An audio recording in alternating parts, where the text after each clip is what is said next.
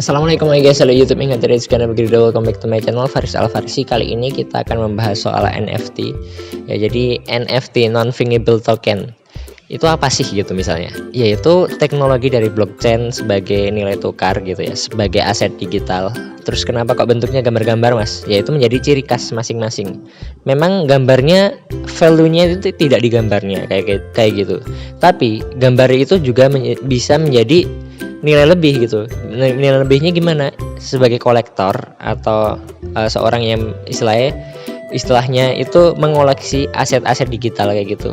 Biasanya menjadikan gambar-gambar tersebut sebagai koleksinya kan lebih keren gitu. Nah, nilai lebihnya gambarnya itu di situ. Mungkin memang gambarnya nggak aneh-aneh kayak gitu. Namun mungkin ya kalau yang dari yang viral itu yang Gozali everyday kayak gitu. Itu kenapa foto selfie gitu? Ya dari setiap masing-masing foto selfie-nya itu memiliki kode spesial. Yang kode spesial tersebut tidak dapat tergantikan gitu dengan hal yang lain. Karena itu dapat istilahnya ketika dimiliki oleh orang lain, maka hal tersebut awalnya ya foto-foto biasa, namun ketika udah dijadikan NFT, maka dia memiliki hak spesial atau kode-kode spesial yang nanti akan berguna di sistem kepemilikan di blockchain kayak gitu. Nanti jadi nilai tukar, menjadi aset digital. Mungkin misalnya satu barang awalnya harganya $1 gitu ya. Terus karena sedang viral atau karena sedang naik gitu ya harganya, itu bisa diganti gitu. Misalnya yang merek-mereknya Gozali gitu ya, naik gitu karena sedang trending nih misalnya. Karena ada yang beli, awalnya harganya murah kayak gitu, terus dinaikin bisa saja itu sah-sah saja dinaikin. Misalnya awalnya belinya cuman $3 atau $5, dinaikin $100, bisa saja kalau ada yang beli, ada kolektor yang ingin memiliki aset tersebut dengan harga demikian, bisa saja nanti bisa ditukar dengan hal-hal yang lain, karena itu aset digital itu sebagai nilai tukar juga. Jadi kenapa kok banyak orang yang beli kayak gitu? Buat apa sih kayak gitu misalnya? Itu ibarat kita itu ya kayak investasi, kayak tabungan, tapi berupa digital. Dan itu kalau di NFT-nya nanti kita berupa bentuk gambar-gambar, dan sedangkan di setiap gambar itu memiliki nilainya masing-masing. Harganya bisa naik juga bisa turun kayak gitu. Nah, itu disebut ya tadi non fungible token kayak gitu. Dan di sini ya guys ya, bagi yang latah, karena Indonesia terbiasa latah gitu. Latahnya itu gini, lihat temennya, lihat rumput tetangga terlihat lebih hijau, lebih segar, itu ikut gitu misalnya. Ya kayak gitu sih kebanyakan dari orang Indonesia itu, lihat enaknya aja tapi nggak lihat dari backstory-nya kayak gitu, ceritanya di belakang itu semua itu kayak apa gitu. Jadi biasanya gini, orang-orang yang bergerak di bidang digital gitu ya, digital fighter kayak gitu, itu lebih susah kayak gitu. Dapat saya bilang kayak gitu, semuanya nggak bisa langsung instan. Mungkin memang terlihat orang-orang yang freelancer, orang-orang yang punya kegiatan atau bergerak di bidang digital itu kelihatan kayak enak-enak aja kayak gitu, seperti seorang YouTuber, konten kreator, terus pedagang di marketplace dan lain sebagainya, itu kan kelihatan enak. Padahal mereka semua itu perlu perjuangan. Gozali everyday itu kan juga nggak bisa langsung gitu langsung selesai jadi dan nyaman laku kayak gitu, nggak. Dia kan perlu konsistensi. Karena memang benar yang paling berat untuk fighting di dunia digital adalah konsistensi. Karena kenapa? Karena ketika kita terjun di dunia digital, kita otomatis nggak bisa malas-malasan. Ini pasti, ini bener banget. Nggak bisa malas-malasan, nggak bisa santuy-santuy kayak gitu ya. Kalau belum berhasil nggak bisa. Kalau udah berhasil lebih dikejar lagi kayak gitu. Itulah dunia digital. Misalnya selain Gozali everyday yang posting konsisten melawan rasa malasnya untuk selfie selama 5 tahun, setelah itu ya boom, setelah itu orang-orang banyak meniru dan menganggap wah enak ya, cuma selfie bisa. Enggak, jangan dikatakan cuma, itu perjuangannya nggak mudah. Bagaimana cara mengatur semuanya, marketnya kayak gitu, terus selfie kayak gitu dengan pede ya tentunya. Kalau nggak pede ya nggak mungkin bisa. Setelah itu coba kita lihat konten kreator itu banyak yang bertahun-tahun belum lolos monetisasi kayak gitu. Mereka juga istilahnya berproses, nggak bisa langsung instan. Mereka juga melawan rasa malasnya untuk terus update, untuk terus membuat video gitu. Terkadang video yang sudah dikonsep sedemikian rupa, sudah dibuat hitam di atas putih, di tulisan juga kayak gitu. Misalnya udah direncanain, terus udah dilaksanakan, bayar talent juga misalnya.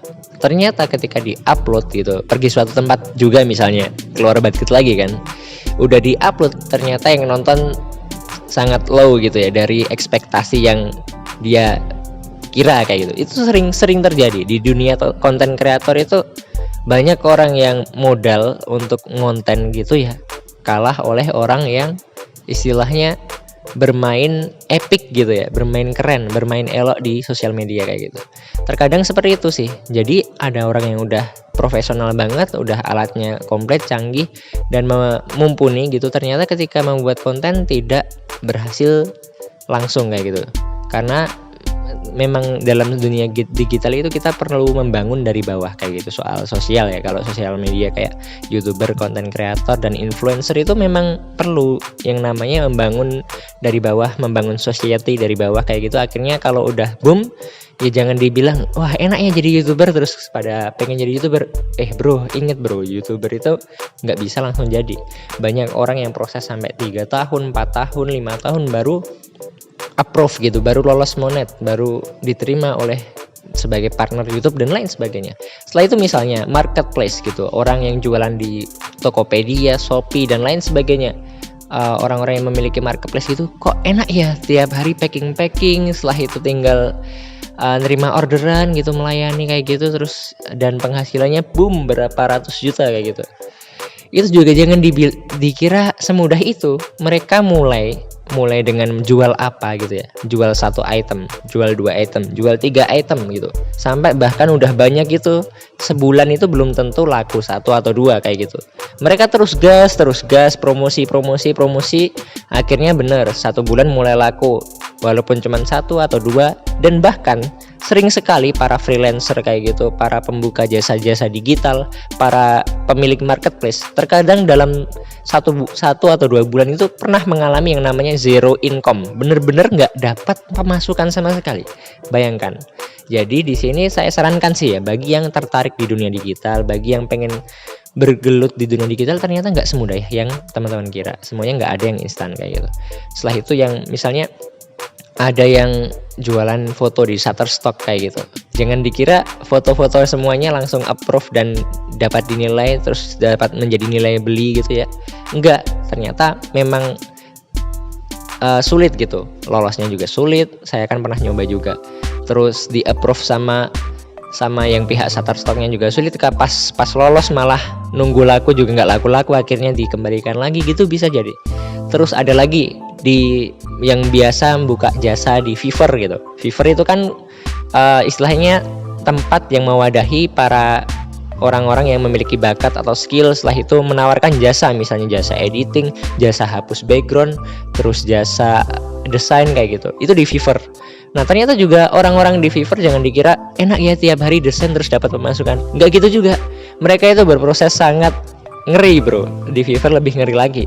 Kadang-kadang orang-orang udah tanya-tanya, udah serius, udah pakai jasa kita, udah buat desainnya kayak gitu, udah mau jadi, di cancel bisa jadi. Jadi orang-orang Fiverr itu sering banget di PHP, bayangkan. Kenapa kok saya tahu lah, saya juga seorang editor yang kadang-kadang juga di PHP kayak gitu. Jadi hargailah tiap editor kayak gitu. Kayak gini adik saya juga bisa edit kayak gini misalnya. Kayak gini kenapa bayarnya mahal banget sih kayak gitu. Bro, ingat bro, editor itu ya dunianya nggak semudah yang teman-teman kira. Nah jadi di sini saya ingatkan kembali bahwasanya yang pengen terjun ke dunia digital, yang pertama harus siap tidak malas, melawan rasa malas, harus siap disibukkan, melawan rasa bosan dan lain sebagainya. Karena itu perlu banget yang namanya konsistensi buat naik, buat membangun dari awal dan up kayak gitu. Setelah itu saya sarankan bagi yang pengen terjun di dunia digital itu perlu banget yang namanya punya penghasilan utama kayak gitu. Misalnya kita punya kerja, kita kerja di orang lain, tapi hasil dari kerja itu kita buat untuk membangun dunia digital kita kayak gitu. Mungkin kalau sekarang kan maraknya metaverse gitu. Banyak orang yang ngebumkan metaverse. Sebenarnya kalau menurut pandangan dari saya pribadi, metaverse itu tidak seperti Facebook gitu. Ya memang itu dari Mark Zuckerberg juga ya. Tapi kalau Facebook itu kan dapat dijangkau oleh kalangan menengah ke bawah sampai atas kayak gitu. Sedangkan metaverse tidak dapat dijangkau oleh kalangan yang menengah ke bawah kayak gitu. Nah, mungkin ini jadi PR-nya. PR bukan buat Mark Zuckerberg-nya, maksudnya PR buat kita kayak gitu.